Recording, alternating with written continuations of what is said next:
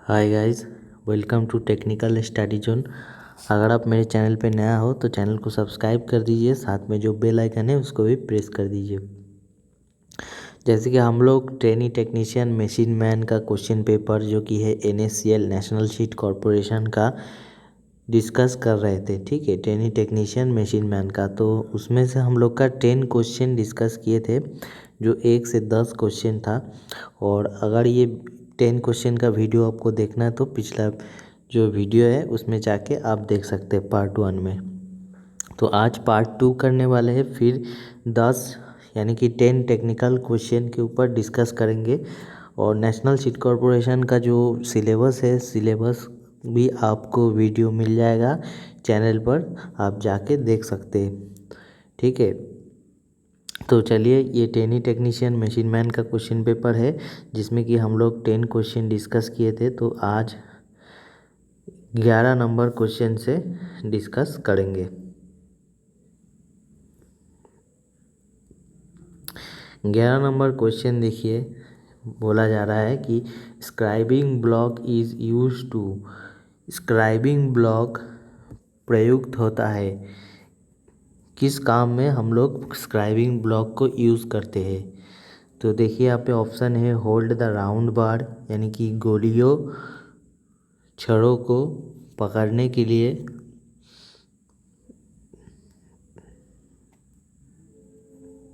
उसके बाद देखिए check the trueness of the job, कार्य की सत्यता की परीक्षण के लिए। ऑप्शन थर्ड ऑप्शन देखिए locate the centre and marking, केंद्र एवं मार्किंग का पता लगाने के लिए। और देखिए नन ऑफ दिस, इनमें से कोई नहीं। तो स्क्राइबिंग ब्लॉक क्या है हम लोग का? स्क्राइबिंग ब्लॉक को और दो नाम से जाना जाता है, जो कि हम लोग का सरफेस गेज या फिर मार्किंग ब्लॉक जो होता है।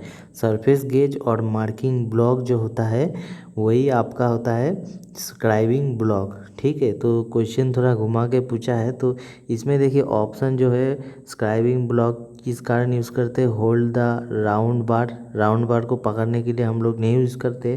देखिए यहाँ पे एक ऑप्शन है check the trueness of the job. तो कभी कभी हम लोग ट्रूनेस चेक करते हैं, ट्रू है कि नहीं चेक करते, लेकिन स्क्राइबिंग ब्लॉक का जो एक्चुअल काम जो है, देखिए locate the centre and marking. Actually जो स्क्राइबिंग ब्लॉक हम लोग करते हैं लोकेट द सेंटर, सेंटर को लोकेट करने के लिए और मार्किंग करने के लिए हम लोग स्क्राइबिंग ब्लॉक को यूज़ करते हैं। तो ये हो जाएगा आपका सही आंसर। उसके बाद 12 नंबर क्वेश्चन में चलते हैं। 12 नंबर क्वेश्चन में पूछा जा रहा है the product of cupola is called. तो क्यूपोला जो है आपका एक फर्नेस है, तो क्यूपोला में उत्पाद को इनमें से क्या कहता है? तो क्यूपोला फर्नेस में क्या उत्पादन होता है? ठीक है, तो ऑप्शन देखिए pig iron, cast iron, mild steel, wrought iron. ठीक है, तो यहाँ पे जो क्यूपोला फार्नेस में जो आपका उत्पादन होता है वो है कास्ट आयरन। कास्ट आयरन यानी कि ढलवा लोहा जो है आपका क्यूपोला फार्नेस में उत्पाद होता है। उसके बाद क्वेश्चन नंबर 13 में चलते हैं। क्वेश्चन नंबर 13 में देखिए एक आपको फिगर दर्शाया गया है, तो बोला जा रहा है दिस फाइल इज़। ठीक है, जो ऐसे एक फिगर दिया गया है जिसमें देखिए एक फाइल का ये रिलेटेड है, तो इसमें पूछा जा रहा है कि ये जो फाइल है कौन सा फाइल है। ठीक है, ये जो है आपका जो फाइल का स्ट्रक्चर, फाइल का जो टेक्सचर होता है वो दिया गया है। जैसे single cut file, double cut file ऐसा होता है, तो वही स्ट्रक्चर जो है दिया गया है। तो आपको यहाँ पूछा जा रहा है ये कौन सा फाइल है। तो इसमें देखिए single cut, double cut, रास्प cut और सर्कुलर कट जो है आपका ये जो फाइल है रास्प कट फाइल है, क्योंकि रास्प कट में हम लोग को जो है लेदर, वुड, ये सब हम लोग फाइलिंग करते हैं। तो रैस्प कट जो होता है हम लोग का ऐसे टाइप का होता है। ठीक है, उसके बाद क्वेश्चन नंबर 14 में देखिए, which of the following measuring instrument is supposed to be more accurate. बोला जा रहा है निम्नलिखित में से कौन सा मापन उपकरण सर्वाधिक परिशुद्ध होता है। तो देखिए ऑप्शन देखिए, engineers rule, vernier dial gauge, vernier caliper, micrometer. तो इसमें देखिए ऑप्शन जो है वर्नियर कैलिपर जो है आपका, वर्नियर कैलिपर में जो लीस्ट काउंट होता है 0.02 mm और माइक्रोमीटर में होता है 0.01 mm। तो इसमें बोला जा रहा है कि आपका मोर एक्यूरेट यानी कि सर्वाधिक परिशुद्ध होता है तो वह माइक्रोमीटर, क्योंकि माइक्रोमीटर में सबसे कम लीस्ट काउंट लिया जाता है। ठीक है, 0.01 mm। तो इसीलिए आपका सही आंसर हो जाएगा माइक्रोमीटर। उसके बाद नेक्स्ट क्वेश्चन देखते हैं। नेक्स्ट क्वेश्चन देखिए 15 नंबर जो क्वेश्चन है, which gauge is use to for measure gap between two mating surface. किस गेज द्वारा दो मेटिंग करते हुए पृष्ठों का गैप मापते हैं। तो ऑप्शन देखिए, ऑप्शन जो है wire gauge, plug gauge, feeler gauge, ring gauge. तो आपका सही आंसर जो हो जाएगा फीलर गेज। फीलर गेज के माध्यम से हम लोग दोनों मेटिंग पार्ट्स का गैप जो है मापते हैं। ठीक है, उसके बाद क्वेश्चन नंबर 16 देखिए। क्वेश्चन नंबर 16 जो पूछा जा रहा है, BSW thread has dash angle. BSW जो है आपका ब्रिटिश स्टैंडर्ड विथ और थ्रेड है। ठीक है, तो BSW चूड़ी का कोण कितना डिग्री होता है ये पूछा जा रहा है। तो ऑप्शन देखिए 45 डिग्री, 55 डिग्री, 60 डिग्री और 29 डिग्री। तो देखिए 45 डिग्री जो है हम लोग का बट्रेस थ्रेड और 60 डिग्री जो है वी थ्रेड और 29 डिग्री जो है आपका एक्मी थ्रेड। तो आपका सही आंसर हो जाएगा BSW 55 डिग्री, जो कि आपका BSP British standard pipe thread वो भी आपका 55 डिग्री होता है। ठीक है, उसके बाद नेक्स्ट क्वेश्चन देखते हैं। The length of file is measured. रेती का लंबाई नापी जाती है। तो एकदम आसान सा सवाल पूछा गया है कि फाइल का स्पेसिफिकेशन। ठीक है, लेंथ ऑफ फाइल कैसे मेजर किया जाता है। तो ऑप्शन देखिए, फ्रॉम पॉइंट टू टैंक, यानी कि पॉइंट से टैंक तक, बॉडी विथ, बॉडी की चौड़ाई से, थिकनेस यानी कि मोटाई से, और पॉइंट टू शोल्डर यानी कि पॉइंट से शोल्डर तक। तो फाइल का जो लेंथ होता है वो आपका होता है पॉइंट टू शोल्डर। ठीक है, पॉइंट टू शोल्डर तक आपका फाइल का लेंथ होता है। तो ये जो पोर्शन हो जाता है आपका, ये हो जाता है टैंक, और यहाँ से फाइल टू जो शोल्डर होता है ये हो जाता है आपका लेंथ। ठीक है, उसके बाद चलते हैं नेक्स्ट क्वेश्चन 18 नंबर क्वेश्चन।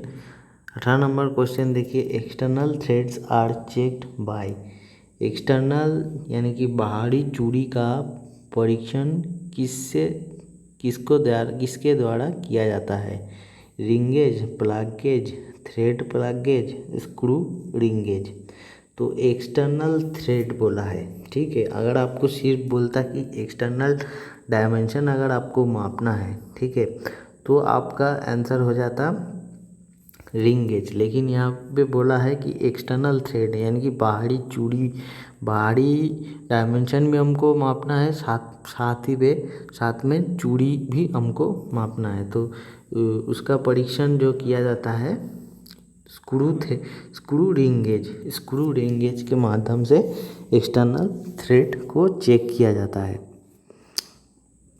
उसके बाद नेक्स्ट क्वेश्चन देखते हैं 19 नंबर क्वेश्चन। 19 नंबर क्वेश्चन में पूछा जा रहा है, in engineering drawing phi represents. अभियांत्रिकी आरेखन में फाई प्रदर्शित किया जाता है। आपका जो यहाँ पे जो ऑप्शन है इसको हम क्या कहते हैं, इसको हम फाई कहते हैं। ठीक है, तो फाई जो है इंजीनियरिंग ड्राइंग में रिप्रेजेंटेड किया जाता है। फाई का मतलब हो जाता है क्या? ऑप्शन देखिए, सर्कल साइज यानी कि वृत्त का आकार, हाफ ऑफ डाया, डाया आकार का आधा, और सरकमफेरेंस साइज परिधि का आकार, या फिर डाया साइज ऑफ जॉब कार्य का डाया आकार। तो देखिएगा कोई भी आपको यहाँ पे जैसे कोई गोलाकार अगर आपको कुछ दिया गया है तो इसका डायमेंशन ऐसे देखिएगा दिया जाता है कि 510, यानी कि इसका जो है डायमीटर दिया जाता है। इसका जो डायमीटर दिया जाता है ये डायमीटर होता है 5। ठीक है, तो इंजीनियरिंग ड्राइंग में 5 रिप्रेजेंट करता है डाया साइज ऑफ जॉब। उसके बाद 20 नंबर क्वेश्चन देखते हैं। Scale 1:2 drawing indicates. तो ड्राइंग में स्केल 1:2 क्या इंगित करता है? Drawing made is half of job size, यानी कि बनाया गया ड्राइंग जो है वो हाफ है। Drawing made is double the job size, बनाया गया जो ड्राइंग है आपका डबल होता है, साइज का दुगुना होता है। और drawing made is not as per scale, बनाया गया ड्राइंग जो है स्केल के अनुसार नहीं है। और ऑप्शन देखिए नॉन ऑफ दिस, यानी कि इनमें से कोई भी नहीं। तो 1:2 मतलब क्या हो जाता है? 1:2 हो जाता है आपका 1:2, यानी कि 1/2। 1:2 इक्वल टू हो जाता है 1/2। तो 1/2 हो जाता है drawing is made half of the job size. तो half of the job size, कोई भी अगर जैसे प्रोजेक्शन आपको दिया गया है, टोटल प्रोजेक्शन का जितना भी डायमेंशन रहेगा तो वो सब डायमेंशन अगर आप हाफ में कीजिएगा ड्राइंग में तो वो हो जाता है हाफ ऑफ द ड्राइंग। ठीक है, तो उसमें क्या होता है कि आपको पूरा ड्राइंग में जितना भी डायमेंशन रहेगा सब हाफ स्केल में करना होता है। ठीक है, वही होता है 1:2, 1:2 स्केल वही होता है। ठीक है, तो ये था 20 क्वेश्चन। तो आज 11 से 20 तक क्वेश्चन। अगर आपको अच्छा लगे तो लाइक कर दीजिए, शेयर कर दीजिए और चैनल को सब्सक्राइब कर दीजिए। नेक्स्ट वीडियो में हम लोग और भी क्वेश्चन डिस्कस करेंगे। चलिए आज के लिए इतना ही, थैंक यू।